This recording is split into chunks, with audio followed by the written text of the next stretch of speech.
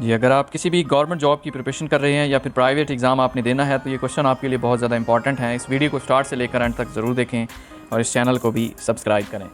First question है, what is an average age of horse? एक घोड़ा होता है नॉर्मल, उसकी एवरेज एज क्या होती है? 25 to 30 years. B is the right option. 25 से 30 साल उसकी एक नॉर्मल एज होती है। Which shortcut key is use to update selected field? इनमें से कौन सी शॉर्टकट इस्तेमाल की जाती है सिलेक्टेड फील्ड को अपडेट करने के लिए? F9 होती है। C is right option. ये बेसिकली F1 से लेकर F12 तक ये कीज़ फंक्शन कीज़ कहलाती हैं और F9 होती है ये अपडेट करने के लिए होती है। इसी तरह F7 है, बहुत इंपॉर्टेंट है, काफ़ी एग्ज़ाम में आ चुका है। F7 स्पेलिंग और ग्रामर को चेक करने के लिए F7 होती है।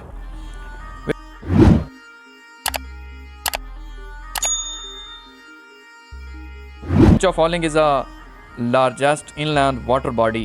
इनमें से inland water body कौन सी है? inland water body कैस्पियन सी है। inland means मुल्क के अंदर।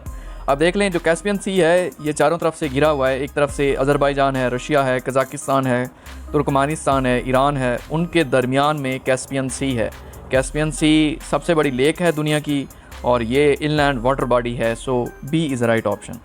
नेक्स्ट क्वेश्चन है, a person who is liable to pay ज़कात इज़ नोन एज साहिब निसाब। D is the right option. साहिब निसाब कहते हैं जो कि जिस पे ज़कात वाजिब हो जाए और वो पे करे। How many members were there in Simon Commission? Simon Commission में टोटल कितने मेंबर्स थे? बेसिकली 7 मेंबर्स थे। B is the right option. Simon Commission 1927 में यूके में अडॉप्ट हुआ था, जिसमें 7 ब्रिटिशर्स के मेंबर थे, अंग्रेज़ थे, सातों कोई इंडियन नहीं था। 1927 में बना था, 1928 में इंडियन सब कॉन्टिनेंट में पहुंचा था। कॉन्स्टिट्यूशनल रिफॉर्म्स करना इसका बेसिक पर्पज़ था। ये क़ायद आज़म से भी मिला, गांधी से भी मिला, लेकिन दोनों इसके कॉन्स्टिट्यूशनल रिफॉर्म्स पर एग्री नहीं थे, इस वजह से ये नाकाम हो गया था।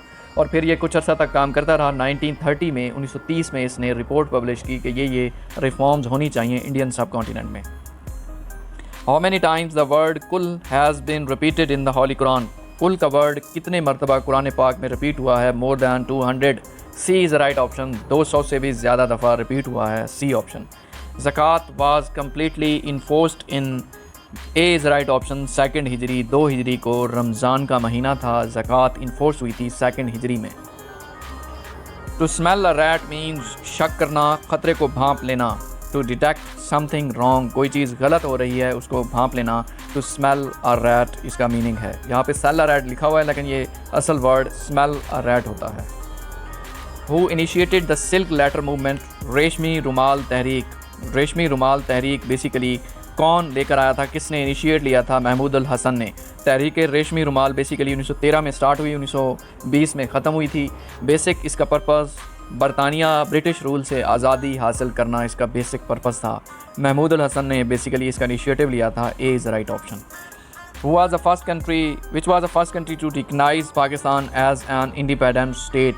वो कौन सी कंट्री थी जिसने सबसे पहले पाकिस्तान को रिकग्नाइज़ किया था? ईरान ने। ए इज़ द राइट ऑप्शन। अब ईरान ने बेसिकली पहली कंट्री थी जिसने एक्सेप्ट किया था और जिसने मुखालफत की थी वो अफ़गानिस्तान था। Thickness of line is changed in line thickness. B is right option. जो थिकनेस होती है एक लाइन की वो चेंज की जाती है किस में? लाइन थिकनेस ऑप्शन में, कंप्यूटर में। So B is right option है। Which dam in Pakistan has the largest storage capacity? इनमें से कौन सा सबसे बड़ा डैम है जिसकी कैपेसिटी सबसे ज़्यादा है? C is right option. Tarbela dam Pakistan का सबसे बड़ा डैम है जिसकी कैपेसिटी भी पानी को स्टोर करने की सबसे ज़्यादा है, तो इसमें सी is right option.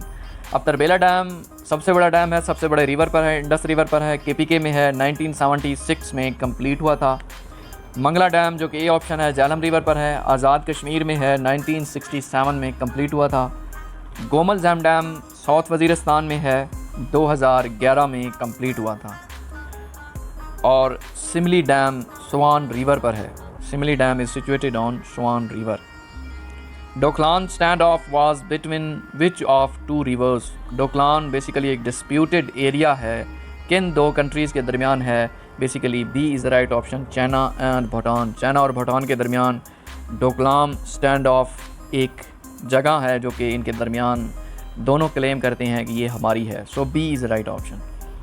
ICS integrated circuits were used in 3rd generation. A is the right option.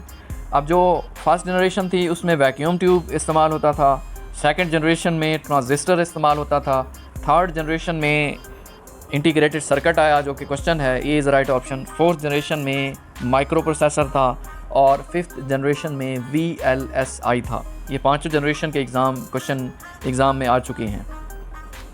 AIDS virus is called HIV। AIDS virus को बेसिकली क्या कहते हैं? HIV भी कहते हैं। एड्स होता है एक्वायर्ड इम्यूनो डेफिशिएंसी सिंड्रोम। ये एक वायरस है, इसको HIV भी कहते हैं, human immuno deficiency virus. So B is the right option.